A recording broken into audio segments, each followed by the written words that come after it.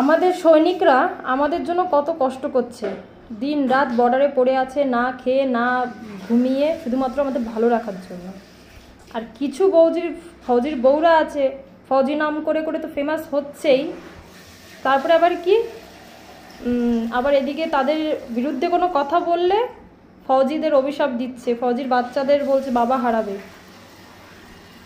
আরে তারা বর্ডারে কি করছে ভাবছি এটাই আমি, কারণ আছে না কিছু কিছু লোক দেশের থেকে দেশের গদ্দারি করে, তো এরা হলো গদ্দার। এদের আগে গুলি মারা উচিত, এদের আগে মুখে অ্যাসিড মারা উচিত, বাকি সে দেশের জন্য লড়বে সে পরে। কিন্তু দেশের খেয়ে দেশের থেকে দেশের সৈনিকদের যখন মৃত্যু কামনা করে, আমি মনে করি এই সমস্ত মেয়ে ছেলেকে আমি সামনে হলে আমি আগে মুখে অ্যাসিড মারতাম, যাতে ওই মুখ না দেখাতে পারতো, যেই মুখে নিজের বরের নাম মেনশন করে নিজেকে নিজের মানে প্রাউড ফিল করি আমি প্রাউড ফিল কি ও আদৌ বোঝে? ও এমএ বিএড কি না কি করে রেখেছে।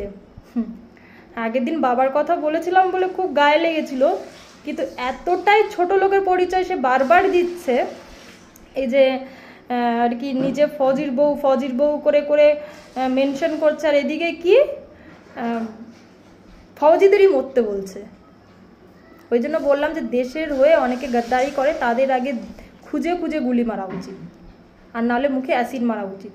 আমার তো এটাই মনে হয়, সামনে পেলে আমি হয়তো অ্যাসিডটা মারতে পারতাম, তবে হয়তো শান্তি পেতাম যে হ্যাঁ আমি ফৌজির বউ, আমার অনেক গর্ব হয়, আমি ভীষণ প্রাউড ফিল করি।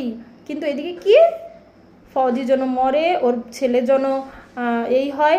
ওই যে বলে না শকুনের অভিশাপ যদি গরুর মতো, তাহলে মানুষ অভিশাপ দিয়ে দেশটাকে শেষ করে দিতে পারতো। কিন্তু এর থেকে বোঝা যায় কতটা বড় ছোট লোক, কতটা নির্লজ্জ আর কতটা বেহায়া, যে আর কি বলবো বলো। ফৌজিকে বিয়ে করেছে নাম কামানো, ভিউজ কামানোর জন্য, ওর কি মাথায় কিছু আছে?